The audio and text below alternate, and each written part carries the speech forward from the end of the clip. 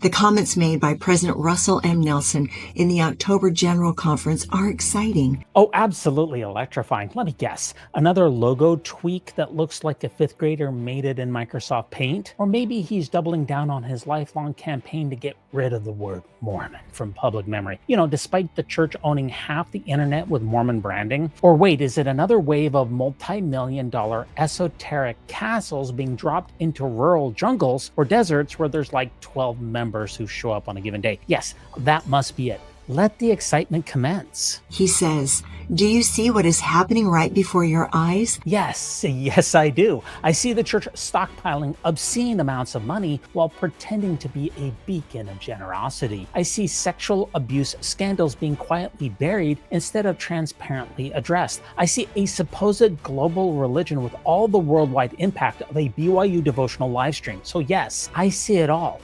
And it's not quite the miracle that you're advertising. I pray that we will not miss the majesty of this moment.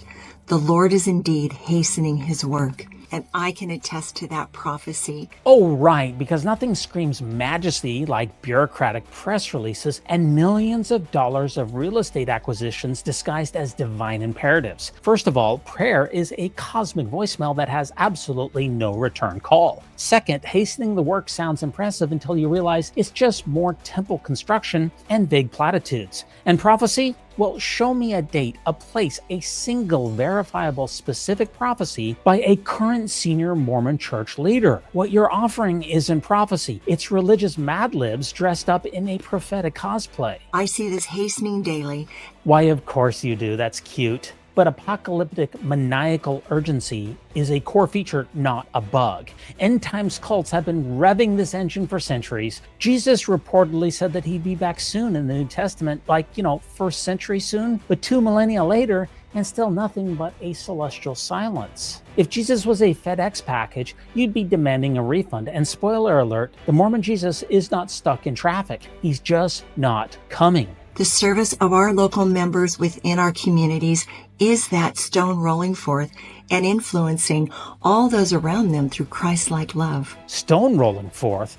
No. If anything, it's a well-oiled PR rock carefully guided by a billion-dollar corporate structure. The church's so-called humanitarian arm is basically a tax write-off with a press release attached. You said $1.5 billion in aid? Hey, prove it, sister, because there's no audits, no transparency, and absolutely no receipts. You can't claim the moral high ground with a mystery ledger and a self-congratulatory grin. Provide receipts or buzz off. We are a church now of 17.5 million members and 367 temples worldwide. Well, it's 17.5 million on paper. That's really cute. Let's not forget that active membership probably includes the guy who hasn't been seen inside a chapel since the Carter administration. In reality, we've got maybe 4 million active members right now. I mean, the Widow's Mite report makes it crystal clear that active participation in the LDS Church is nosediving, while the church tries to balance its PR narrative on increasingly shaky legs. And 367 temples?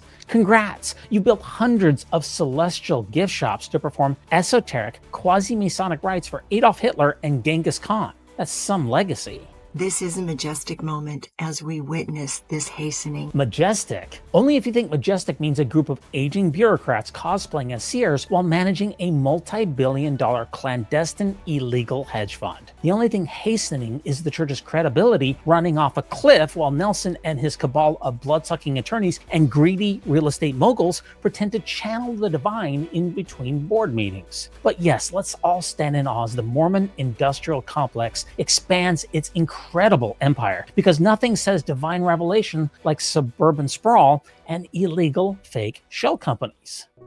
I command you, as the Son of God, to subscribe to the Mormon News Roundup, or I will consciously torture you forever in everlasting burning fire. Amen.